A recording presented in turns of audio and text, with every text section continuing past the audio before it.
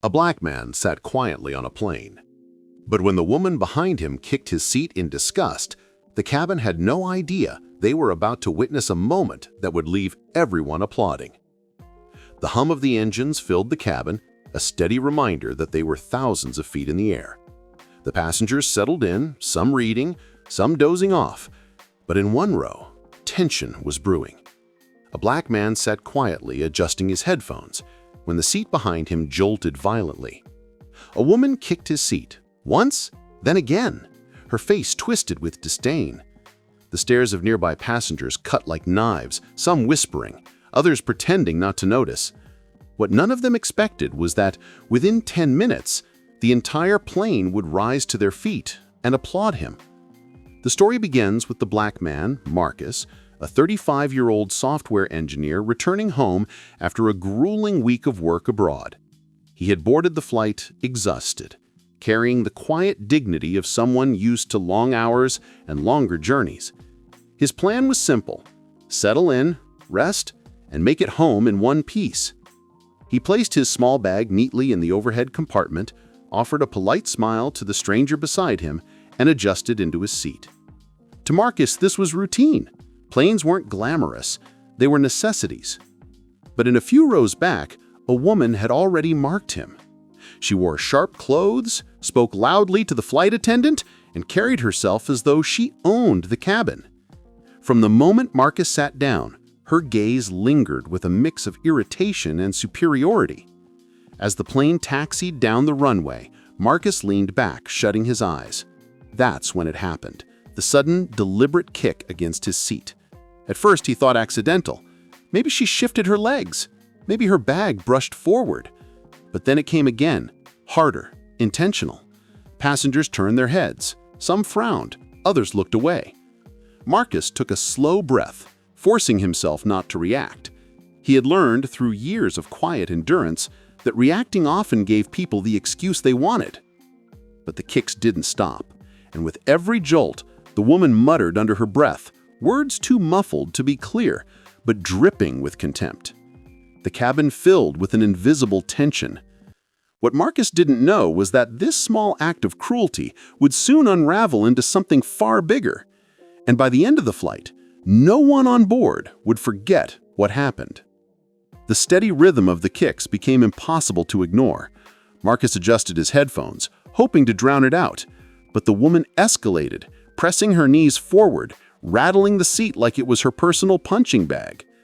The man next to Marcus shot a sympathetic glance, but said nothing. Most passengers kept their eyes glued to their phones or books, unwilling to intervene. The unspoken rule of air travel hung heavy: don't get involved. Marcus knew that silence was not neutrality, it was permission.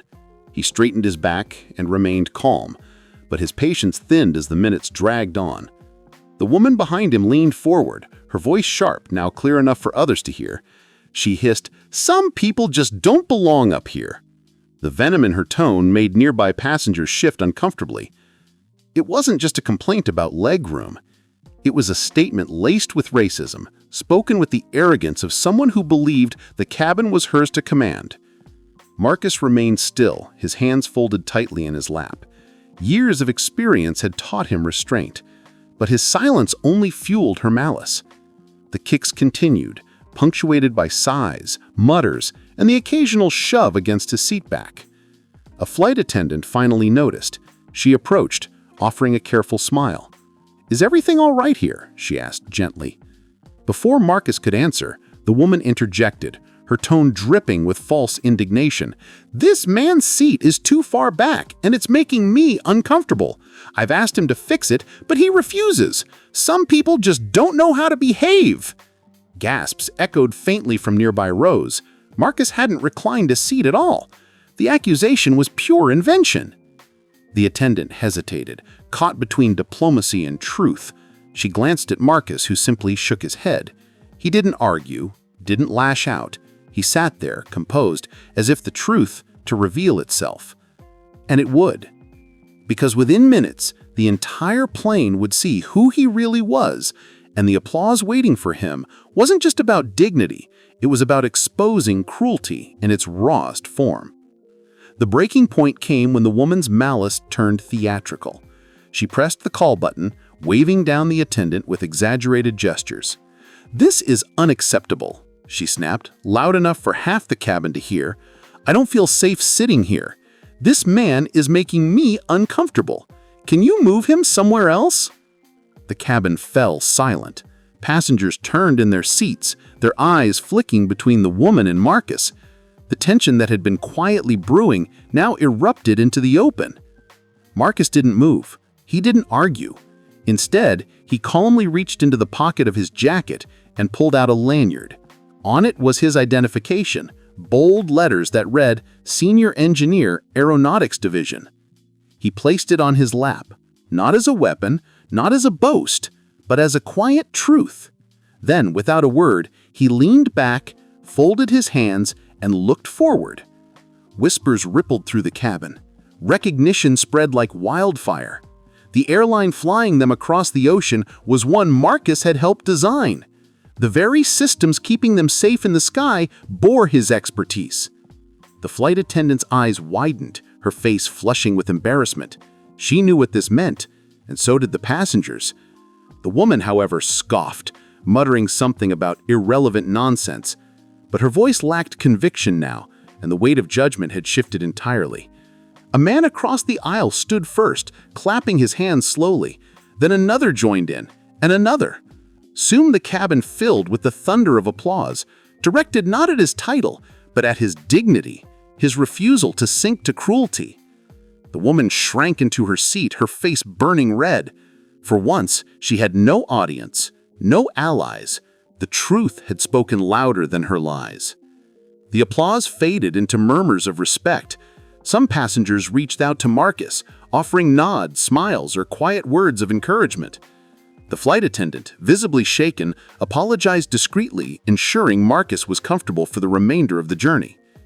As the plane soared through the night, Marcus remained calm, his headphones resting loosely around his neck. He hadn't needed to shout, argue, or demand justice. He had simply stood in his truth, and in doing so, exposed the ugliness of prejudice. When the plane landed, passengers rose to collect their bags. Many paused by Marcus's seat, offering a final nod of respect. Some whispered thank yous, others simply smiled. But the message was clear. They had witnessed something unforgettable. Racism tried to humiliate him. Instead, it had revealed his strength.